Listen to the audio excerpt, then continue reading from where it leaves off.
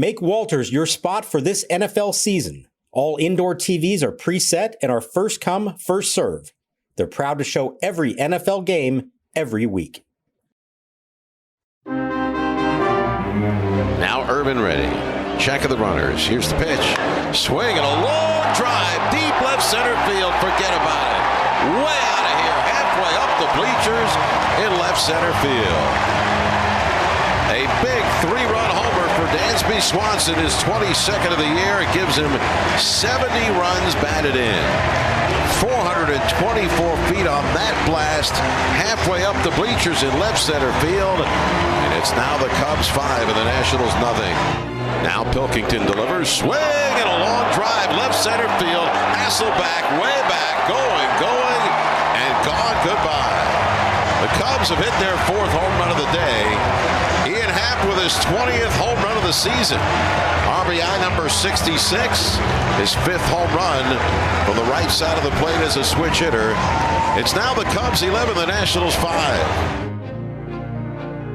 And welcome to Nats Chat, along with MASNsports.com Nationals insider Mark Zuckerman. It was at Wrigley Field in Chicago. I'm Al Galdi, host of the Al Galdi podcast. If you were in the Washington, D.C. area for much of the time between the last incarnation of the Senators and the arrival of the Nationals, no, there was no MLB team of D.C., but yes, there was plenty of Major League Baseball that you could watch in the D.C. area. We had the Orioles on Home Team Sports. We had the Atlanta Braves on TBS. We had the New York Mets on WOR, and we had the Chicago Cubs on WGN. And if you watch Cubs games on WGN with any frequency back in the day, you saw plenty of games like what we had on Friday afternoon. Plenty of runs, plenty of home runs, some sloppiness, all in the great daytime setting that is Wrigley Field. The Nationals, though, did lose at Wrigley on Friday afternoon, an 11-5 loss at the Chicago Cubs in Game 1 of a 3-game series and Game 1 of a 7-game road trip. This was a game in which the Nats got out-homered 4-1. The Nats in MLB's 2025 regular season fall to 56-84, worst record in the National League East, second worst record in the National League. And for our loyal listener, Craig Sandin of Manassas, Virginia, who wants me to say this, third worst record in the majors. There you go, Craig. That's for you, my friend. You on Apple Podcasts and on Spotify can both rate the podcast and write reviews. 5-star ratings are greatly appreciated. Positive reviews are greatly appreciated. These things help us out a lot. Thank you very much for doing them. We have an update on Nats starting pitching prospect Jarlin Susana. We have an update on Nats starting pitcher Josiah Gray. Fellow Nats starting pitcher Jake Irvin, he on Friday afternoon had another rough outing that included another rough first inning. But Mark, I'm not sure how much of Harry Carey and Steve Stone calling Cubs games on WGN you watched back in the day. But man, what was on display on Friday afternoon felt like a WGN special. That was my childhood, Al. Growing up in Phoenix, coming home from school and turning on the game, hopefully in time to see Harry sing the 7th inning stretch. And usually I got there much before that. So, I know it all too well. It's always a special thing for me to be able to cover a game here. Also haven't gone to college here. It's feeling like home as well. So Wrigley's special to me, but it is such a staggering thing and has always been the case. The number one most important factor at Wrigley Field is what direction is the wind blowing.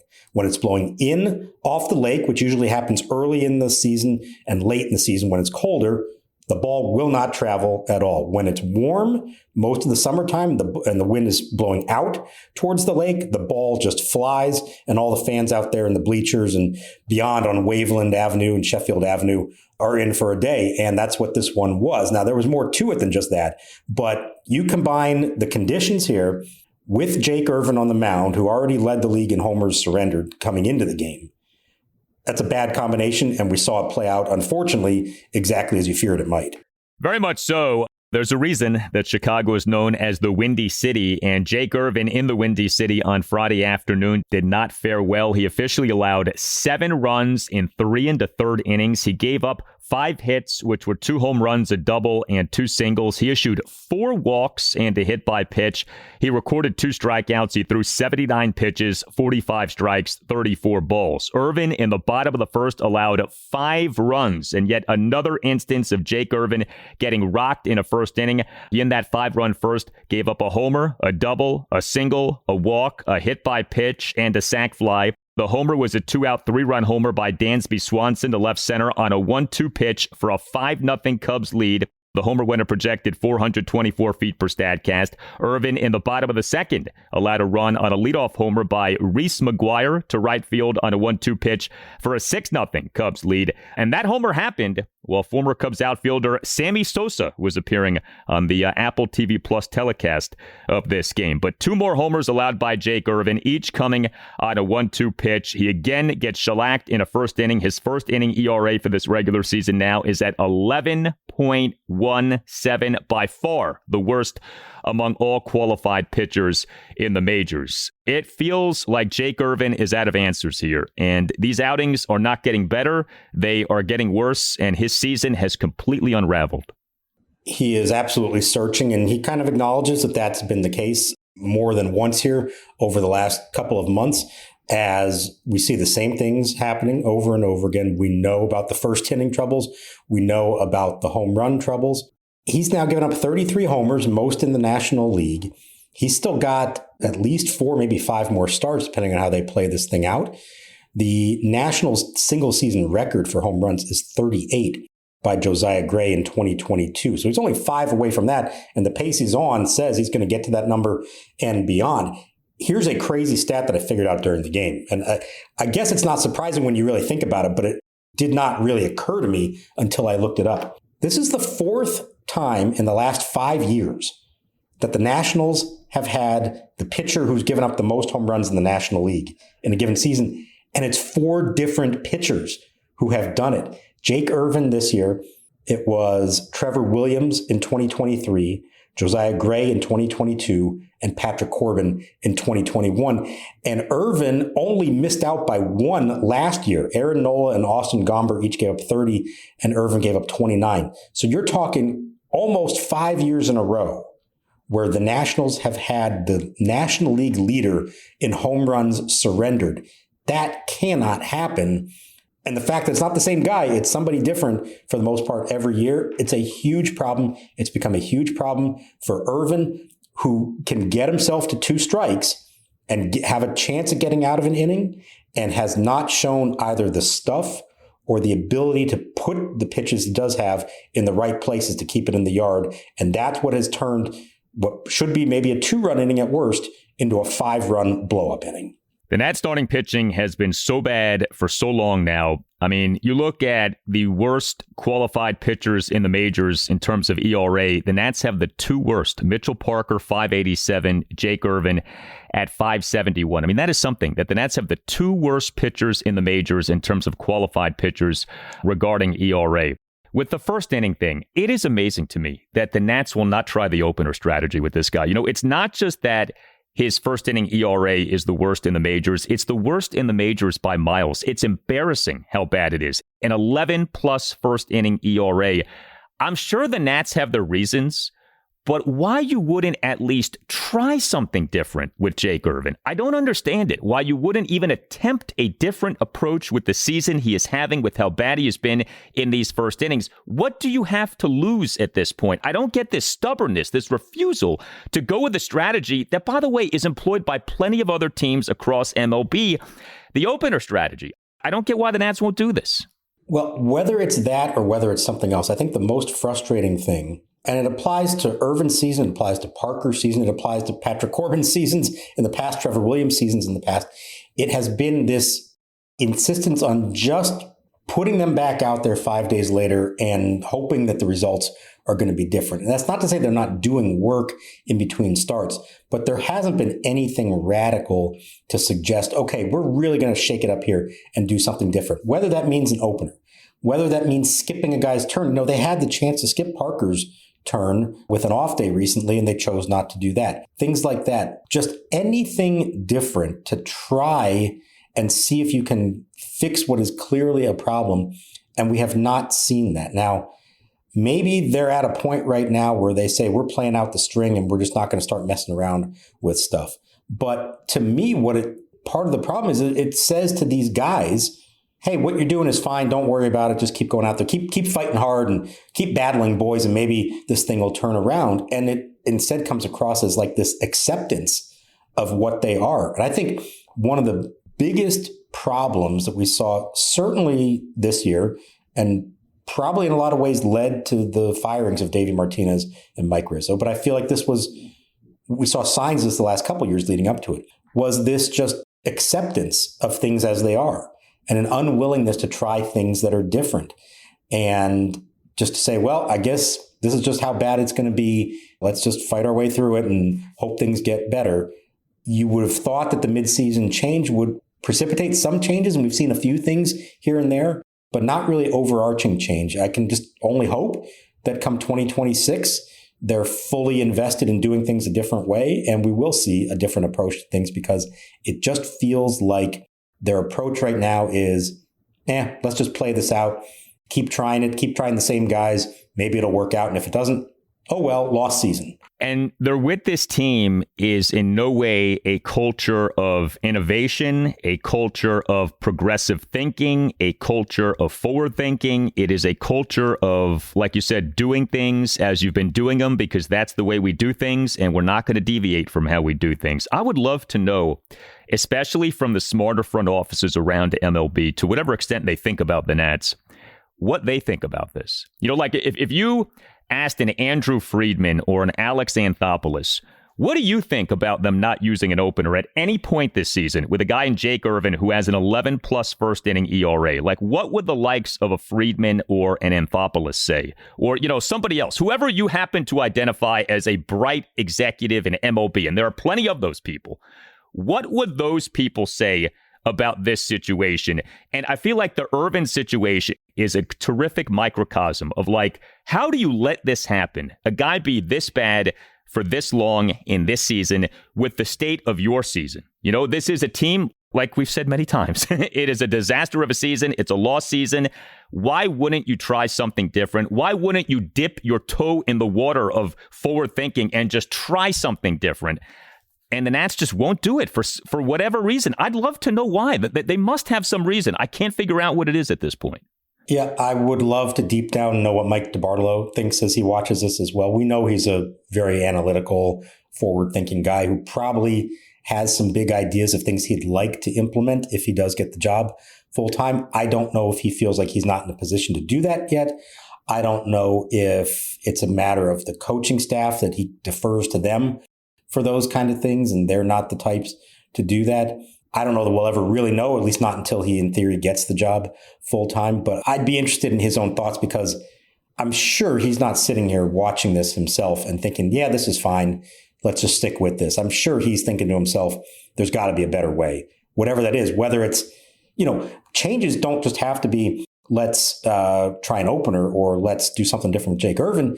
Changes sometimes can mean making tough decisions like demoting a struggling pitcher. You know, you mentioned they have the two worst ERAs in baseball in these two. Well, that's because they still qualify based on their innings pitched. Others who are that bad don't get to keep making a start every 5 days, and they may have higher ERAs or they may have performed just as poorly, but they're not still out there.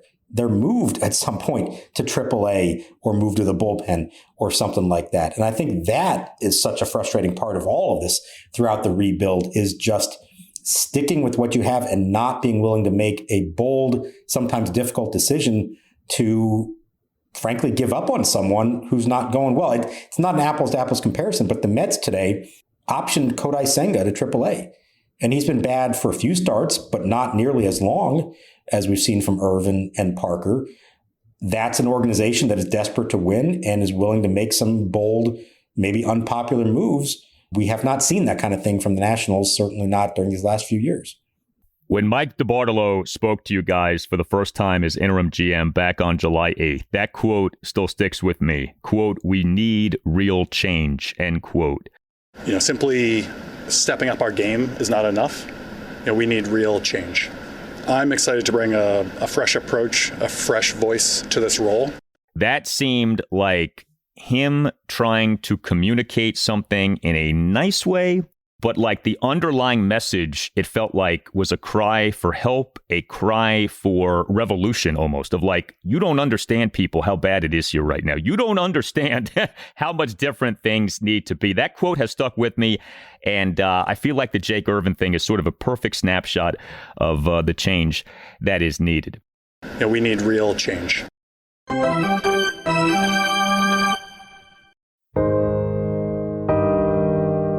Hey Nats fans, after the exciting Nats game, have a listen to some relaxing solo piano music to unwind and help you go to sleep. I'm Tim Newmark, the composer of the Nats Chat theme song, and you can find my latest music on Spotify, Apple Music, Pandora, and anywhere you stream music. The song you're hearing now is called Improv in A-flat major, The End of the Road.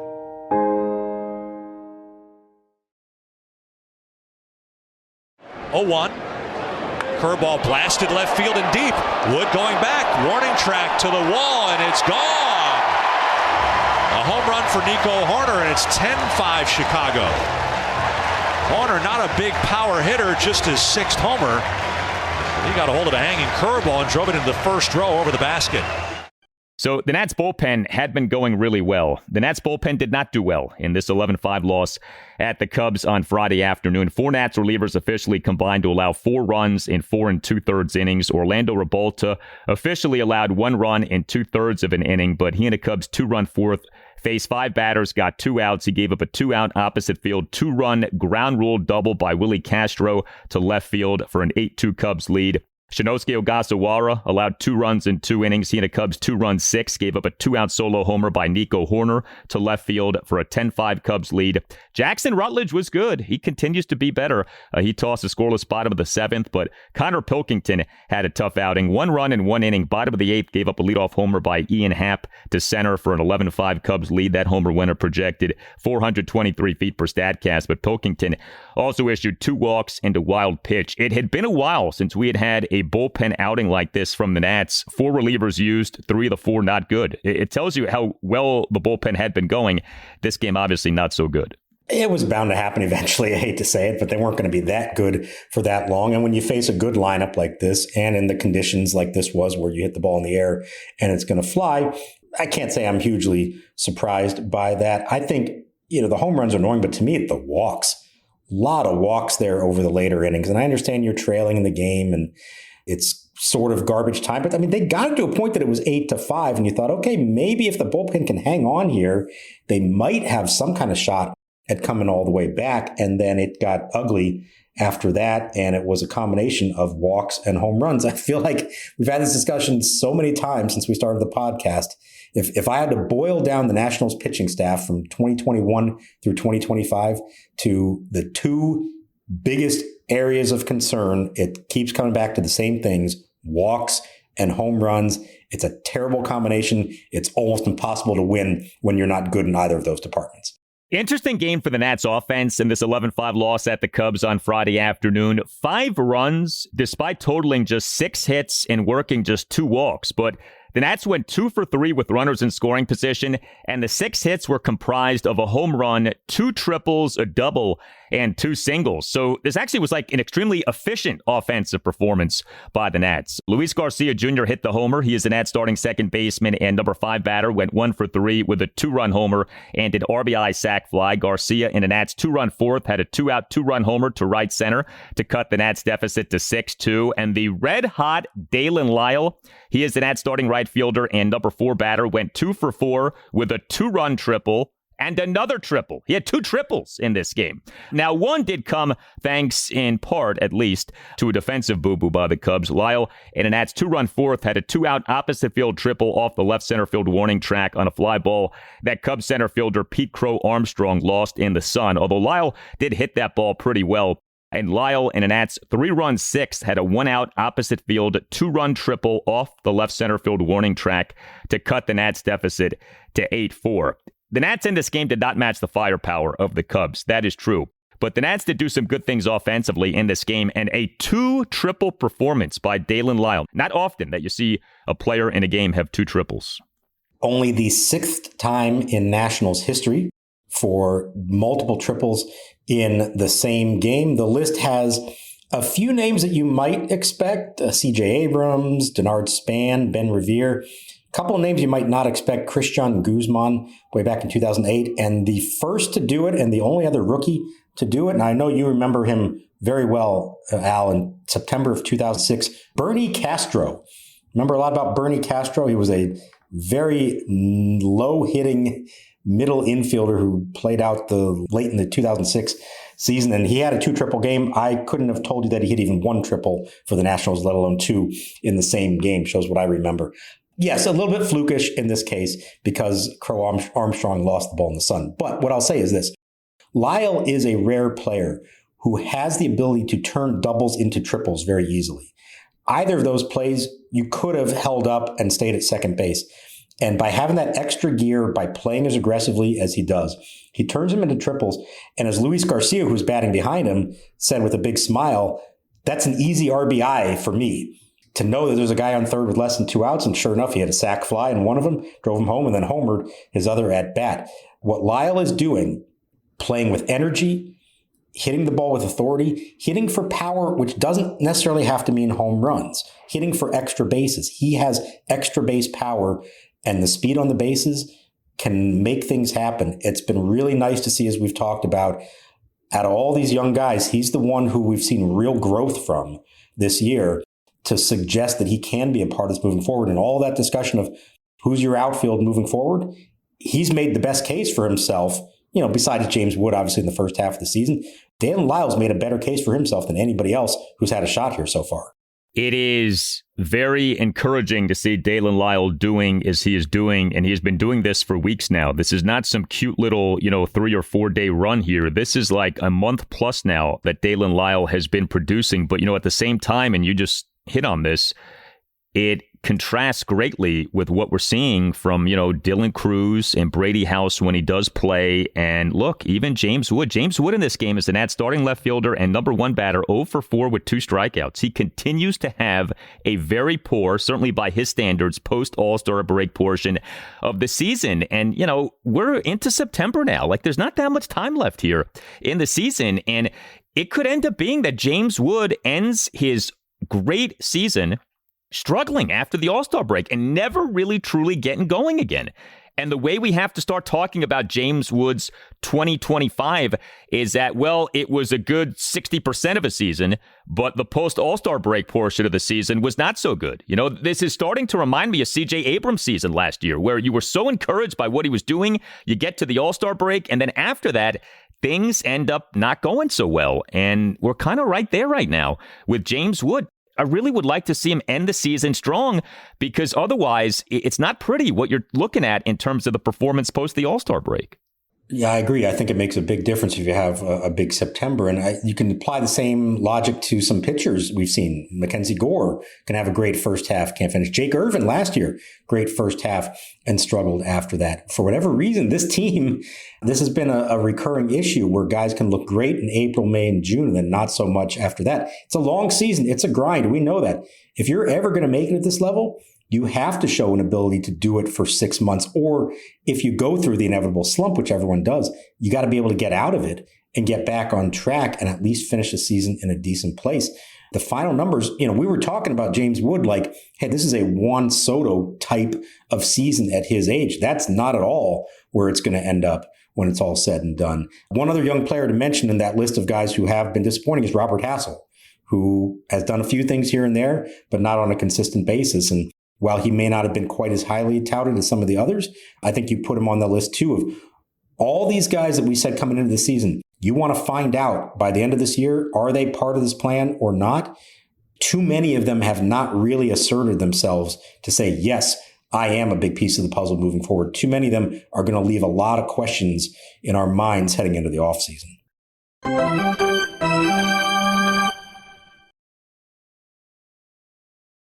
2-2. Called strike 3, bottom of the zone, and Jarlin Susana strikes out 4 batters in the bottom of the first. Updates on Jarlin Susana and Josiah Gray. So Nats interim manager Miguel Cairo, during his pregame session with reporters on Friday, provided updates on Susana and Gray. Regarding Susana, an MRI exam on the Nats starting pitching prospect has revealed a right lat strain. That is good news, we think. Susana, on August 30th, left his start for AA-Harrisburg due to what was called right tricep soreness. He, this past May, was diagnosed with a grade 1 UCL sprain in his right elbow. UCL sprain and an elbow tricep soreness. Each of those injuries could be a precursor to needing UCL surgery, but the MRI exam has revealed a right lat strain. It does look like his season is done, but for a guy who was so highly touted, right lat strain would appear to be good news. Is that how you're reading this?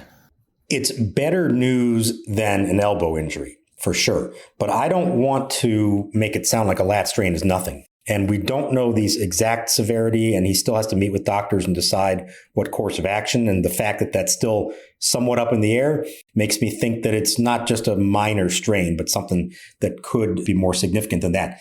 Pitchers have had that and missed months, from such a thing. Now, we're at the end of the season, so it's not going to make a whole lot of difference. And you would think that with an entire winter of rest and recovery, that he's good to go next spring. But I don't want to make that sound like it's a nothing injury, because it is something. It's just thankfully not an elbow injury, which we all feared given the sprain he had earlier in the year.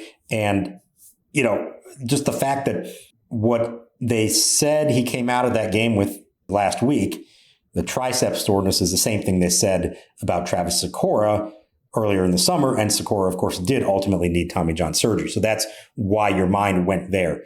Thankfully, it does not appear to be anything with his elbow. But let's see ultimately what they need to do with the lat.